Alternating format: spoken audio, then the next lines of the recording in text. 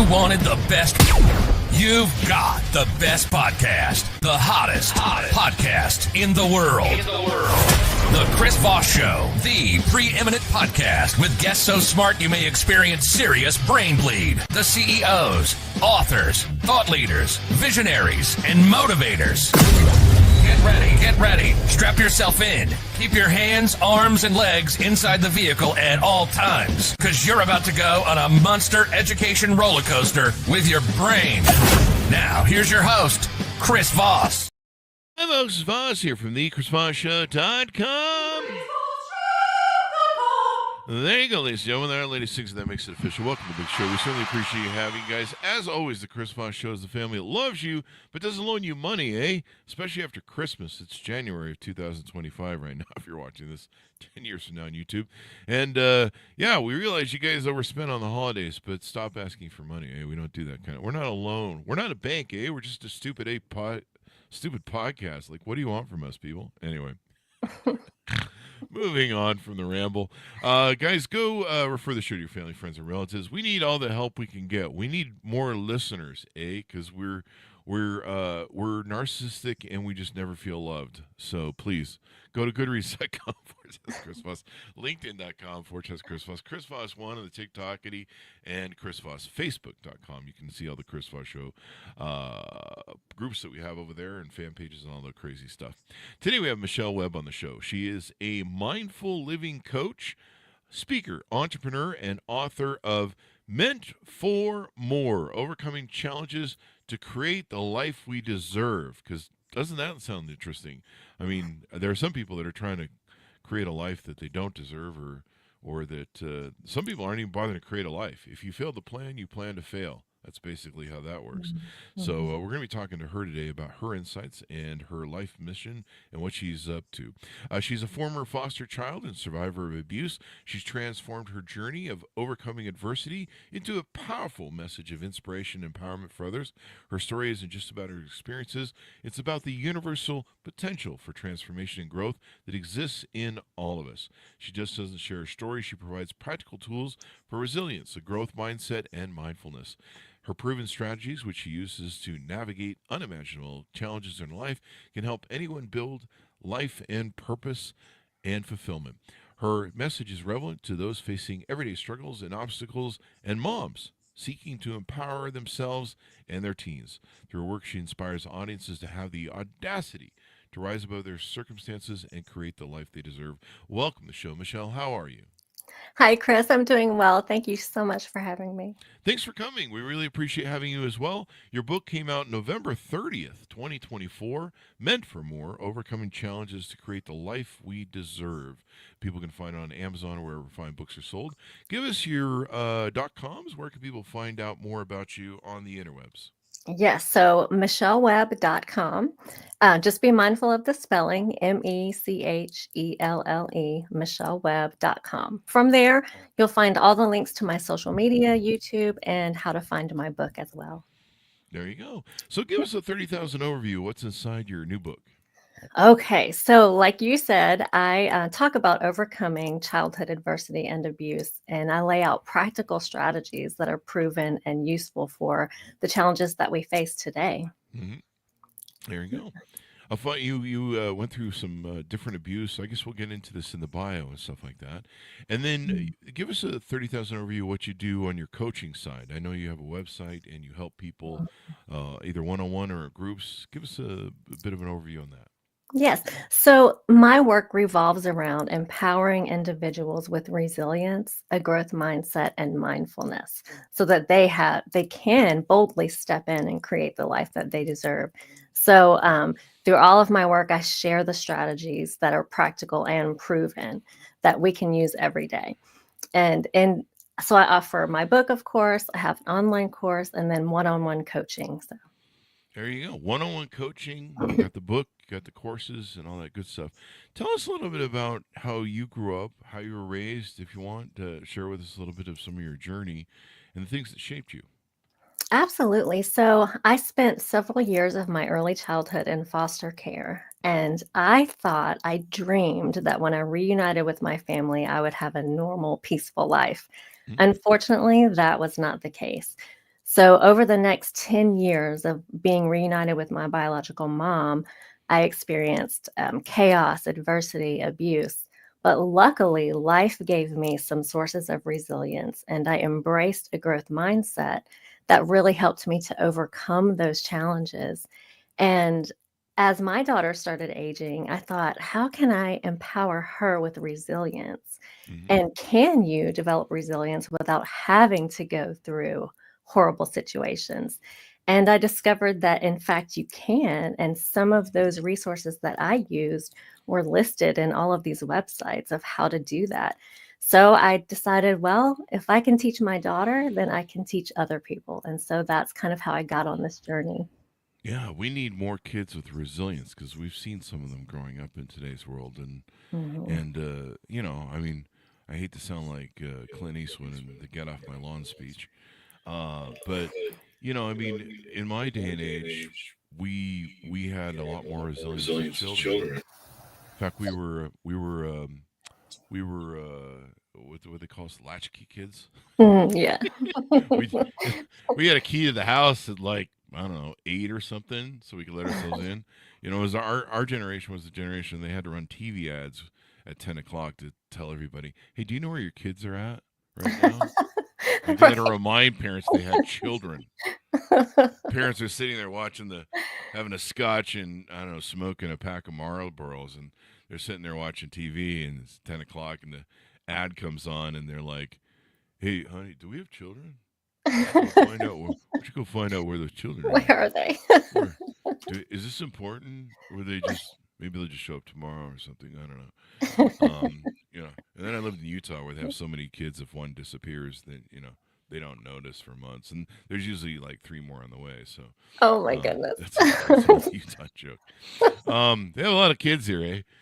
But so we need to teach kids resilience. It seems like a lot more kids, we've had this helicopter parenting. I don't know if you get into that sort of, addressing that and, this parenting that seems to like, carrying the child through just about every adversity during childhood that Mhm. doesn't shape them. And then they get in the world, they seem completely lost. They're like, oh my God, life Absolutely. isn't fair. Uh-huh. That's Right. that's my favorite saying of wanting to slap somebody so hard across the face. And they go, "Life isn't fair." Yeah, you should have been taught this by your dad when you were like 10, because my dad taught me. Yes, absolutely, for sure. You Yeah. you know, I think one of the things I do work with my parents is, we're inundated with all these messages of fear and our kids are in so much danger. Mm, Well, ready or not, they're going out into the real world. So let's prepare them for that. And then yeah. that gives us peace of mind too to know that we've prepared our children to go out into the real world and face real world challenges. Yeah. My dad would push me Mhm. down just so I'd scar my knee so that he could say, "Hey, get over it. Life isn't fair." No, I'm kidding. He didn't do that. He didn't do that. It just sounded funny in my head. So Right. yeah. But no, I mean, good parents will do that. My dad did that. He's like, life isn't fair, and mom would always nurture you. You go to mom, and mom would, she put a band-aid, she'd hug you and hold you while you cried, after you fell off your bike or something. But dad would usually give you that kind of. At least my dad's a Meyer. Let's put it that way. Mm, They would tell you, suck it up, Buttercup. Yeah, there's no use crying. There's gonna be mhm, more. It's coming. Life isn't fair. And so, being prepared for stuff like that really helped. mhm. It also, I hate to sound like that. Get off my lawn when we walk to the school and 2 feet of snow back and forth. But no, honestly, when I grew up, if you fucked up in the neighborhood and pissed somebody off, they would beat you. They would bring you home to your mom. Your mom would beat you. Then your Mm, mom would say, "Wait till your dad gets home," and then your dad would beat you. You learn lessons really quick when you were my age. mm. It So sounds like it. sounds like it, but I mean, it brought a lot of accountability. One of the other things that my parents would do that I was just horrific as a child, but looking back now, I'm so glad for it. Is if we like one time I pissed off my teacher at school. I don't remember what I did, but I clearly misbehaved, and they made me call my teacher on the phone Mhm, and mhm. apologize. And that Yeah. was that was almost worse than the beatings. Mm, But teaching me self accountability, self actualization, that mhm, really helped with my resilience. And of course, People don't beat their kids nowadays, unfortunately. Oh, I'm teasing. Not, not. If I cross my fingers, does it count? mm. So tell us some of the ways that you found that are better than beating your kids. That build Oh my goodness. Well, I have to say that one of the most important things, the very first step in developing resilience is, like you said, taking personal responsibility. So mm-hmm. we all go through challenges and adversity. And in some situations, we have every right to be resentful. But what I ask you is, do you want to be right or do you want to be free? Once you take Oh. personal responsibility and you let go of that resentment, then every choice you make from now on, you own it and you Mm. get to decide how your life is going to be. So, circling back to your question, like, with my daughter and with my clients, it's about reminding them that we all go through challenges. We've Mm-hmm. been through challenges and just recalling that. What did you Mm-hmm. do to get through that situation? So over time, you develop a quiver of ideas and ways to overcome the challenges. And so the strategies that I share are ways that you can circle back to each time you face a new challenge. Okay, who's my community? How am I talking to myself? What are my limiting beliefs? And so there's just a list of ideas, and you just work your way through those until you overcome that next challenge. And preparing your kids for that is really important. And Mm. do you find that, the one thing about children is they blueprint off parenting? I don't think more parents really get that, understand about that, or really understand the depth of how much those blueprints their kids develop. Probably don't care Mhm. because, I don't know, what did George Carlin say? 50% of people are dumber than the average person. Mm. Um, the so maybe they don't really care. Or maybe they're not paying attention. Parenting is hard. I'll give you that. Mhm. And it's a challenge. But a lot of people don't have their own unresolved trauma, and they Mhm. don't have their own unresolved issues, and they don't have maybe their own blueprints of how to be resilient and stuff. Do you Mhm. find that maybe people come to you that that's their challenge as well? That the parent maybe has more issues with being resilient than the child does, and that may be the real issue. Yeah. Absolutely. And I think that luckily the content is applicable to everyone. And Mm-hmm. so if the parent needs to work on that first, Mm-hmm. then they can go through the program, learn the steps, and then recognize it in themselves and develop it with their child. To me, the biggest thing is communication. Like Mm. when I make a mistake, I tell my daughter, you know what, I made a Oh. mistake. I'm sorry. Or, you know what, I'm figuring this out too. I don't know the answers. Let's figure it Oh out wow. together. So it's, one thing about kids, once they reach a certain age, you are not the parent who knows everything. When they're little, they think you know everything, right? But they Yeah. reach an age where they're like, wait, mom doesn't know everything. And once you admit that to your child, look, I don't have all the answers. I don't know everything, but we can figure it out. Mm-hmm. Their respect for you increases so much because they already know you don't know everything. But when you Mm-hmm. refuse to admit it, then they don't believe what you say to them. Ah, Yeah. this is the same principle we use in leadership, Hmm. whether it's I'm a Yeah, CEO or a parent or anything else. Having absolutely. that transparency, Hmm. being, showing people that you're not infallible, that you're not perfect. And there's a lot of people that put that on us as Hmm. leaders and CEOs and business. Sometimes people put that in relationships where they think their partner is infallible, and then when they do the slightest misstep, then you know they're out the door or something. It's like, Yeah. oh my God, you left the toilet seat up, it's over. Yeah. That sort of thing. Yeah. Um, but So I mean, true. it is a heinous crime according to Civil Code US 51-3, evidently. So don't do it, folks. Yeah. Yeah. But yeah, it's interesting how kids and I wrote in my book, Beacons of Leadership, people who are, but parents are leaders too. It's not Hmm. just about the title. It's not about being Yeah. CEO. I've had people say that to me. Well, I don't really manage the division, so I don't know why I should care. And you're like, no, you can be a leader within a leadership structure. Anybody can be a leader. A guy in a street corner can be a leader. There's Hmm. people that are being leaders right now, and in the fires happening in California. Yeah. It brings forth sometimes the best in us. Hmm. But yeah, parents. have that influence too. And my parents, they were a bit narcissistic, and they weren't willing to admit fallibility, especially my Mm. father. Um, and it was hard because you would see right through it. I remember. What was a good example we can use for this? Um, when I was young, I was born and raised in North Hollywood. My parents weren't rich, but they managed some apartments, so they got free rent to babysit the apartments. Well, we lived 2 blocks off of Hollywood Boulevard, and I forget the other big intersection. We lived next door to Bob Barker, and would walk the dog with Bob Barker. And I would sit there at like 2 or 3, going, "How does he get into the TV?" And so I lived in this world of opulence where every corner was, BMWs, Mercedes, Rolls Royces. Back then, you could like rent Rolls Royces at these little lots. It was funny as hell. These are the beautiful old silver, whatever they're called, silver ghosts or whatever Rolls Royces. You just rent them, and so I lived in this opulence. But my father drove these VWs, and they were always breaking down all the time. Oh, no. They were just, but he loved it. He had like 3 of them, I think, at one time. Mm. And and I would just look at them and be like, this is junk, and that's the stuff I see around me is like really beautiful and well built. And I'd say, Dad, how come you own a VW and other people own those? Like, why don't you own those? He goes, the bank owns them. And Mm. so, I was young, so I went, okay, well, it's my dad. He's not going to lie to me.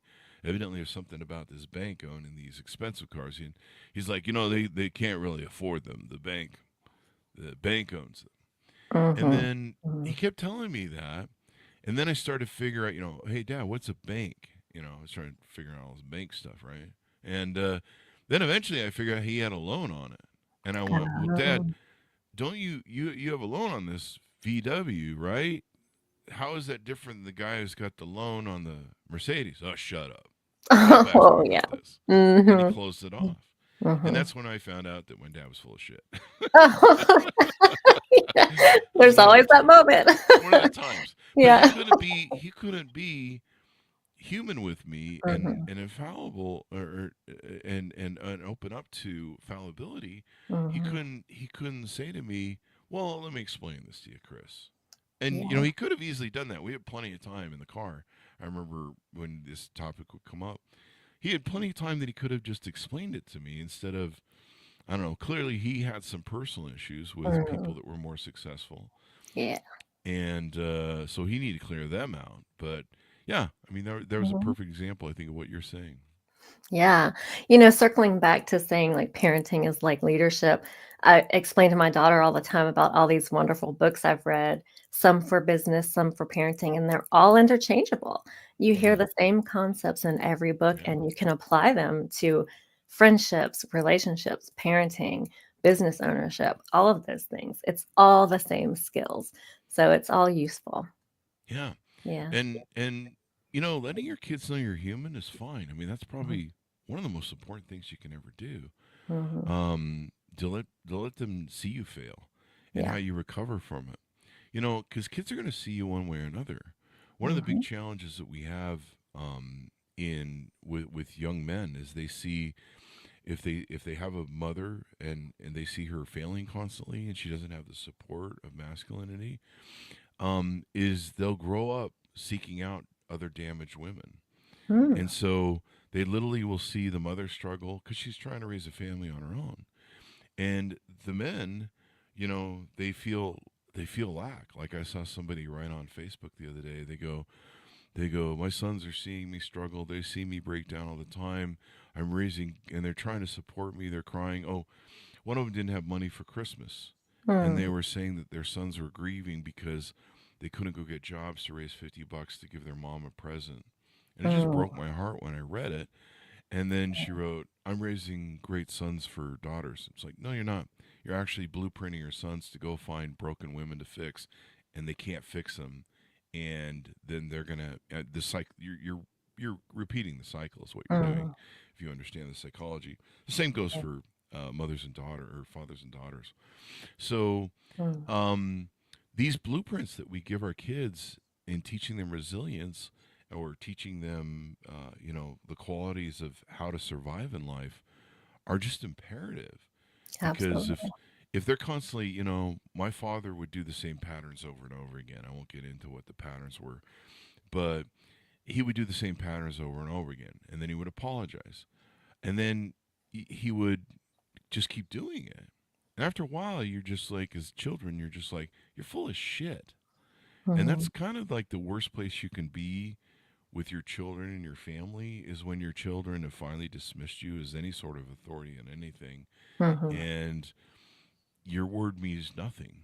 And at that point, then you've got some real problem children. So, and hopefully they do something better with themselves. But most times, they just go in the world and they just replicate you, really, when it comes down Mhm. to it. People just don't realize how much important those blueprints are. Having those blueprints as children, the relationship they see between the mother and father or lack thereof sets a blueprint. I mean, I used to only date women that had the father in the home. They had never been divorced, and uh, uh, that was pretty much it. They had a good relationship with their father. Mhm. And let me tell you, dating for 56 years, 35, 56 years, you can see the difference is palpable between having a relationship, having people with healthy relationships, people who come from broken relationship family homes. Mhm. Seeing the difference is palpable. And then even more, those types of homes need even more of this resilience and this mindset of fixing traumas, because a lot of these Mhm. traumas are generational. They're just passed down from Absolutely. Yeah. one thing to the other. I've seen that with alcoholism. I've seen that with abuse, sexual abuse. I've seen, it gets passed down. The children pick up the new generational trauma that's unresolved and they move to the next. So I Yeah. imagine you see a lot of that in your work. Yeah, it's important to know though that at any point every individual can decide that they want to break that cycle of Hmm. abuse and break that cycle. So we all have that Hmm. power. So it's just a matter of educating people, putting the information out there, and giving them the resources. So at any moment, you get to decide it stops with me. I'm Hmm. breaking that cycle of generational abuse in my family. Hmm. And so, yeah, all those people who are coming from those broken homes and backgrounds of abuse and trauma, they can still develop resilience at any point. They can still decide that from now on, they're changing their life. So Hmm. that's the most empowering thing is it doesn't matter where you come from, what your background is, what your history is. You get to choose from this moment on that you're changing it. Hmm. Mhm. One thing you talk about is cultivating self kindness, reframing negative talk, and strengthening your inner resilience. And I Mhm. imagine that's pretty good because if you've got that inner voices beating you up as well as the world, you know you're you're out of team members. Absolutely. Yeah, so, like, community and self-talk go hand in hand, Hmm. but when you come up against those limiting beliefs and that negative self-talk, it's Hmm. just a really giving your time to sit and ask yourself, "Is this true? Hmm. Or is this something that I picked up from someone else?" If it was true, is it still true now? And can I change it? So it's just a really having that relationship with yourself and that inner strength, but you've got to have that inner dialogue with yourself. And community really helps you because they can give you support, education, encouragement, and show you a different way to live and different resources. So, Hmm. yeah. And I imagine clearing one's own trauma, one's own issues can really help too. Because the problem with Mhm. trauma is it colors the glasses. It colors your outlook on life. Absolutely. It colors your thing. Mhm. You can't. It's hard to fix anyone else's shit if you don't fix your own shit. Oh, absolutely. That's the title of my new Absolutely. book. It's hard to fix anyone's shit. Oh, you can't. You can only work on Yeah, yourself, and yeah. yeah, for sure. And I think what I'm circling back to with that is your children mirror off of you, whether you realize it or not. So my parents would always tell us, tell the truth, be honest, do not lie. And they would lie to us and we catch them. And we'd be Mhm, like, hey, we just caught you lying there. mhm, What's going on? You told us not to lie. So either you're you're full of shit or you're full of shit. You Yeah, know, absolutely. kids figure this out, and then to Hmm. continue. Oh, I didn't lie. I told a you're like, wow, okay, so I see how you work around the truth and reality. So I guess Hmm. it's okay for me to do it too. Yeah. And yeah, and so that example, like, and we see this. Well, we can flip this back to people listening that in the corporate world. We see this with CEOs or companies. They'll put out this PR statement.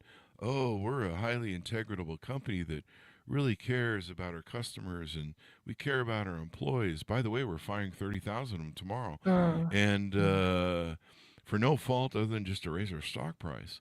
mm. And yeah, and we care about our customers, especially those ones we leave on for 45 minutes on hold, telling you over and over how much we care about you. Yeah. And then we're going to hang Yeah. up on you as soon as someone picks up. But we Mhm. care.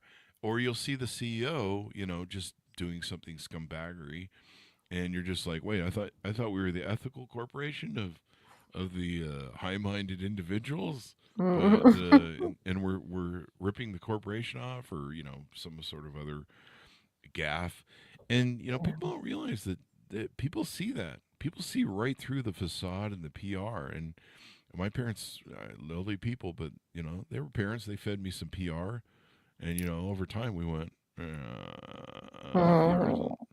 We're seeing what's going on. We got this figured out. Absolutely. That goes back to being honest with your children. Mhm. It sounds like your parents were from a generation of like, it's because I said so. I'm the adult. Yeah, I it know was. everything, right? And They and said that that doesn't actually. I imagine they did, but that doesn't work anymore, right? Like Yeah, and my daughter recognizes this too. Just because someone is old doesn't mean that they automatically get respect. yeah, Just because you have more years doesn't mean you learned your lessons along the way. it's So true. unless you're working on personal development and learning from your mistakes, you haven't aged, you haven't Mhm. matured, you're just old. So Yeah, yeah, you have to earn respect for you're sure. just old and smelly. That's what I get a lot from my dates. At 57 and 56, I'm turned 57 and 26. I'm not sure why I'm. Well, don't say you're 57 yet. Give yourself a few I days. know. I'm trying to get the shock value. I'm trying to lessen the shock of Yeah. saying that. But no, I mean, you meet a lot of people, and I run huge dating groups. You meet a lot of people that they're still running the same patterns of their life, and like Mhm, you say, just because you're old doesn't mean you learn any lessons from your thing. And that's probably why it's mhm, more important to utilize people to utilize your book and your services. Is if you don't identify and have an awakening of what your patterns are, what you're doing, and maybe what you learned as your blueprints from youth, you're going to keep doing it in your life. Like I mhm, remember, I've had two people in my group come to me with having 4 divorces. mhm, Um, one came to me and she said to me, "Chris, I'm having trouble getting guys. They keep running off after the first date." And I'm like, "Okay, well, tell me about yourself. Let's find out more about you." And she goes, "Well, I have 4 divorces and I'm looking to get married again." I'm like, "Whoa, whoa, whoa, whoa, whoa, whoa, whoa. You have 4 divorces?" And she says, "Yeah." And I'm like, "Well, that's it, you know. I mean, it's just, I mean, the more you get divorced and married, the percentage of success goes down. Like men are logical. We know this. mm, And if you put up 4 divorces in what would it be? They were in their 50s, so like 30 years. You're pounding like what, like one every 8 years or something. You know, you might want to. It might be time to sit down and look at what's causing these divorces and what your either trauma is or mental state is mhm, or whatever sort of belief systems maybe you're having. It's time to wake up from that. But it's really mhm. sad to see that where someone has been running the same patterns for all these years and they don't ever sit down and go, it could be me, Yeah, for sure. Yeah. Mhm. and interrupt the pattern. Because if you don't, Yeah. like you say, you just end up old and smelly. You didn't say the smelly part, but you just end up old and smelly like me, and people are like, well, no wonder you're single. Wait, I should ponder over that. So on your website, let's talk a little bit about some of the offerings you have there. I'm trying to. There it is, and on MechelleWebb.com. Michelle with a E where the I sometimes is. Let's talk about some. You've got some free resources. You've got some products. Flesh us out some of the stuff that you have there. Yeah, so the free resources, like I'm the type of person who I really like to get to know someone. So I watch Mhm. all their YouTube videos and read all their stuff. So I provided a lot of free resources for people to get to know me and get to know what my content is about and that are useful for them to use in their life right now. So you start with the free resources and then move into the products. Like, so I have a book and an online course. And then if you want to work with me one on one, then we can do coaching or parent mentoring so that we can take it to the next level. But I really feel like it's important to provide value to people and for Mhm. them to get to know me first. Definitely. Yeah. And so you got the reach out. You've got a YouTube channel. You've got Instagram. And Mhm. then there's a thing I see here, the 2025 yearly planners. Yeah, so I make a planner every year. I like to put pen to paper. And so I have a yearly planner that I create every year. It's available on Amazon. So Mhm. this one that I printed is really about going coinciding with my book. So it's got all the steps in there of creating resilience and the growth mindset concepts as well. So that's a good resource as well. There you go. And you've got a video on get over it. I Yeah. like that. I'm just gonna send that to. I'm just gonna copy and paste that to people on YouTube or on Facebook. They're arguing with me about something stupid. I'm like, get over it. Um, so we kind of talked about the power of self talk, the power of community. Why is that important? What is that about? So, we are creatures that need resource. We need community. We need people around us. So it's important to who you surround yourself with. Oh, Like, who's encouraging you, what they're telling you. That really affects your self-talk as well. So part of the first steps is to create that community around you. And sometimes if you are in a situation like I was growing up, where I was surrounded by chaos and abuse and violence, finding a community that showed me a different way of living was super important. It was one of the first steps to say, "Oh, oh, I don't have to live like this." So, yeah. yeah, it's There's important another to have a good model. There's community. another blueprint, right? Yeah, absolutely. Mhm. Yeah. I think that's what's important too, because when I grew up, my only blueprint, my only model was my parents. Like we've talked about here. And then as I started to see other things, remember George Carlin was somebody who really opened my eyes that there were other people like me on the planet. Richard Pryor. I'm trying to think of some of my other early influences, but there are people that woke me up that, I was being told that I was wrong, and I just didn't have faith in Mm, whatever sort of bullshit was being served to me. And by meeting other people and seeing other blueprints, it helped me get out of it. mhm. And then you bring up a Yeah. good point too. The people you surround yourself really do shape you. I mean, there's a saying that Mhm. I love to repeat. What is it? The five. You're the sum of five people that are around you. Mhm. And yeah, I mean, if you've got people that maybe aren't ambitious in life, they just want to sit around and complain about how life isn't fair, or, well, the government does every. I used to go to my ex business partner's hang out with his family on weekends, and they were all kind of those types that were always sitting around talking about the government all weekend. You know, well, the government, they do this thing, and they're just always governing, and they're spending our money on stupid shit. That sort of thing, and just drinking Mhm. beer. And after like I don't know, I hung out with a lot because we were good friends, but after like the 50th time of that, I was like, your brothers don't really want to go anywhere in life. They don't learn anything. They just sit around complaining about the government and prices, and I don't know. Mhm. That's all they do. Like, they don't do anything about it. They just That's just their. It's the same. Like, I said to him, I said, I could go down there and I could give you play by play everything that's going to come out of everyone's mouth because they say the same thing every weekend. Yeah. Yep. Like, they're Absolutely. just they're just on a loop. And Mhm. and I'm like, I'm not number one, I'm not learning anything new from this, and number two, it's not productive. And I go, Yeah. I'm sorry, I'm just not going to hang out with your family anymore. Of course, he did, Yeah. which is probably what separated us eventually. Oh But man. um, but yeah, cutting those people out of your life and then finding people who are going to help you build, finding people who are successful are Mhm. really important as well. And I actually tell that to people in dating, relationships, community, the people that you choose to bring into your personal life. My closest friends, I look for people that have high integrity, trust, honesty, people that, I feel that they're loyal, et cetera, et cetera. Mhm. I sound like I'm running some sort of cult or something. I want loyal people who drink the Kool-Aid. Um, I do actually. No, I'm just kidding. It's my audience too. I want you guys all to drink the Kool-Aid, not the poison Kool-Aid, just the good Kool-Aid with the sugar in it. But like, go easy on the sugar, honey. There's the nuts in Yeah. there. Yeah. Um, the but the quality of those people, having people that want to go someplace with their life, who are ambitious and they have drive, that just makes all the difference in the effect of your life. Because you look at them Mhm. and go, I hate them because they're doing better than I am. Ah. Not really. But yeah, the community makes a difference, and people don't Mhm. realize that. I mean, and I think some people outgrow other people. I think that's why people, break out of Absolutely. relationships. They grow. Mhm. I've done the same with business partners. You eventually outgrow them, and you're just after a while, you're like, how did you ride this far with me and you didn't learn anything?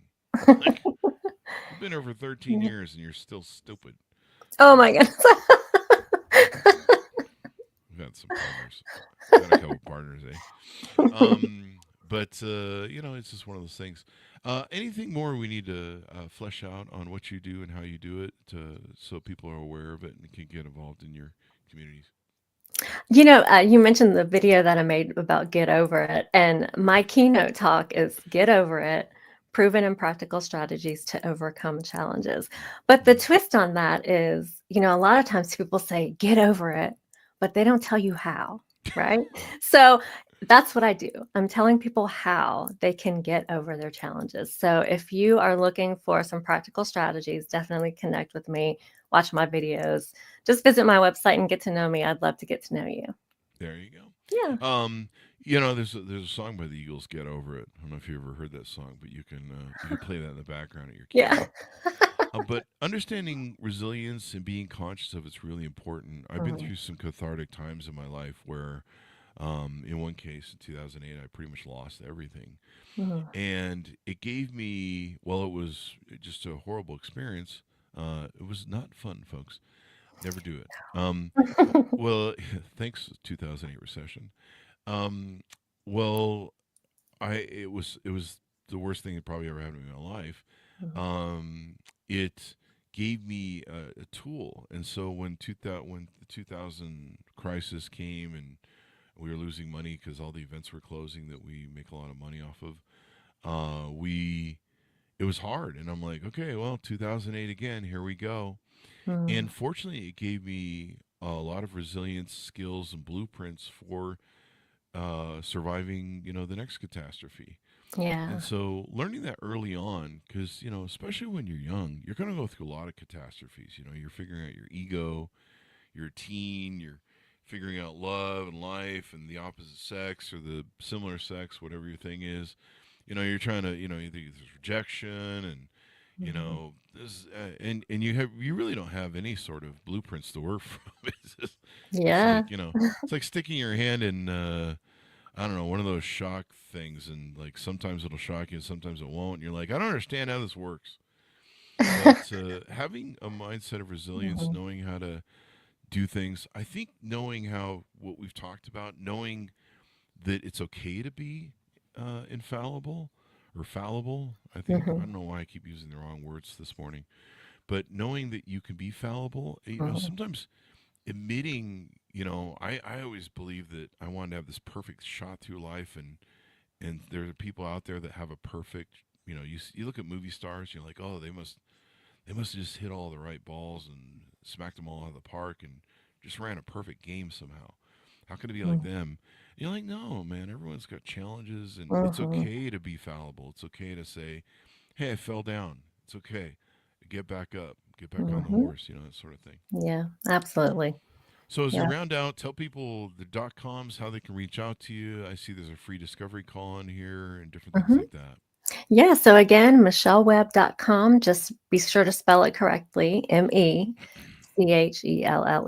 And just connect with me, get in touch. I'd love to hear from you. I'd love to meet all of you and just see how we can work with each other. There you go. They're Yeah. all going to show up at your doorstep tomorrow. Oh, no, You're don't going to do be like, that. all of you? I said all of you, but Online. one at a time, maybe. Yeah, just Yeah. make a schedule. There you go. Mhm. Well, it's been wonderful to talk to you, Mechelle. Thank you for coming on and sharing your wonderful intelligence and resources and all that good stuff. Yeah, thank you so much for having me. It was a pleasure. There you go. I just wanted to see if I could say the word intelligence without fucking it up, too. I think you did it. You nailed I it. think I did. Did I do it right? Some English teacher's going to write in the comments on YouTube. You don't know how to Hey, you know spell what? anything. We are fallible, right? Yeah, exactly. Yeah. That's the name of my new book coming out. We Are Fallible. What was the other title I had? I forgot already. Well, it wasn't that memorable. I like that we are fallible, though. That There way. you go. We Yeah. are fallible. We can't even remember shit in this show. So there you go. It's gone Anyway, already. there you go. Folks, order up her book wherever fine books are sold called Meant for More, Overcoming Challenges to Create the Life We Deserve, out November 30th, 2024 by Mechelle Webb. Thanks to my audience for tuning in. Go to goodreads.com/Chris Voss, LinkedIn.com/Chris Voss, Chris Voss One, the TikTokity, and all those crazy places on the internet. Be good to each other. Stay safe. We'll see you next time.